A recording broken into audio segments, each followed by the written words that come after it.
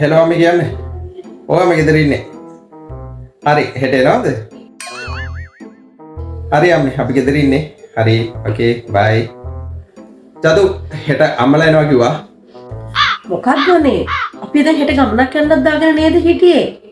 එක්ක මගෙන් චුට්ටක් අහන්න ඕනේ. කතා කරන්න. දැන් මම කතා කරන්න. කතා කරලා කියන්නේ වෙන දවසක දාගන්නනේ. හරි ඕකේ කෝල් එක ගන්න. අම්මේ මේ අනේ සෝරි මේ හෙට පොඩි ගමනක් දාගෙන තියෙනවා. මේ ලැබෙන සතියේ බලමු එහෙනම් ඈ. හරි අම්මේ. හරි මුසන්නයි. මොකද්ද චතු?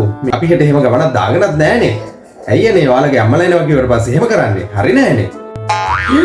අපේ අම්මලා? ඔයාම නෑ කලින් කිව්වේ නැත්තේ. නිතෝ ඔයාලගේ අම්මලා කියලා ඉවල. කෝල් එකක් ගන්න. දැන්ම කෝල් එකක් ගන්න.